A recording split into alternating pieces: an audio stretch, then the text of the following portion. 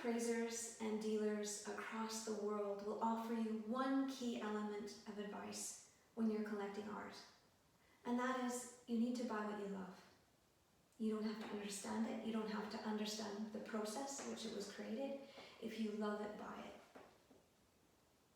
I think sometimes we can get really caught up, and I see this with collectors all the time. They say to me, I don't understand art, so I don't know if I should buy it. I don't really know what I'm looking at, but I love it, but I'm not sure if I should buy it. We buy things all the time that we may not understand how they were made, or who made them, or what the process was. And yet in art, it becomes a stumbling block for so many people, and I feel very sad because you lose the fun in collecting. Collecting should be fun. It should be a joyful experience. And it is so personal. It is you that you're buying it for. You are the one that's going to live with it. Like you buy your own pair of jeans, or you buy anything else that's so personal. If you do want to research an art or the artist, it's so easy to do that nowadays. You can call up their dealers and representatives. You can look at their history online, see if they're consistently working and consistently selling work. This increases their value if you see that consistency. Rule of thumb in Canada, every year an artist is actively selling, we increase our prices by 10%. So that value continues to go up. And it's very easy to see an artist's consistency in that way. So that can help you also understand value, as well as speaking with dealers and appraisers. Buy what you love and enjoy it, and enjoy that process. Purchasing art from an artist or a gallery can become a whole experience in itself. I had 2 new collectors purchase work a couple of months ago, and they sent me the most beautiful message saying, you made this whole experience wonderful, and we didn't expect that. We love your work, and we've been wanting to collect your work, but it's been so interesting to meet you and get to know you.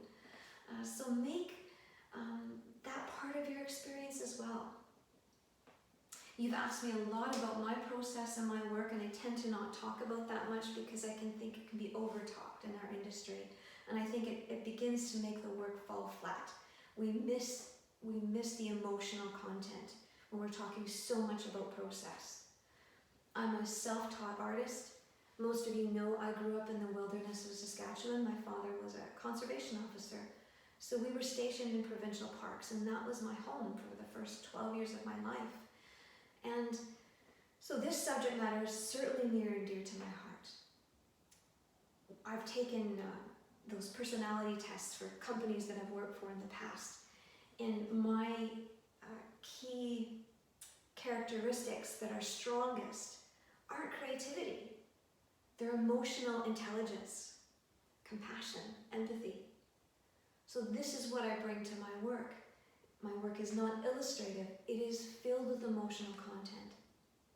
And because I focus very much on the positive experience of being in nature or engagement with people or animals that I've worked with in the past, this is my specialty.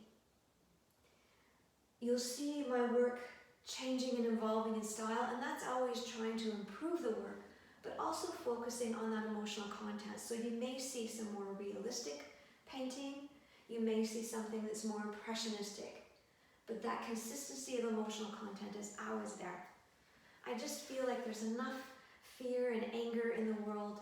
I don't want that to be my legacy. So the work is always filled with positivity, whether it be peaceful or joyful or energetic. That's what I fuel my work with. And I am constantly evolving. I'm constantly using new tools and trying new processes.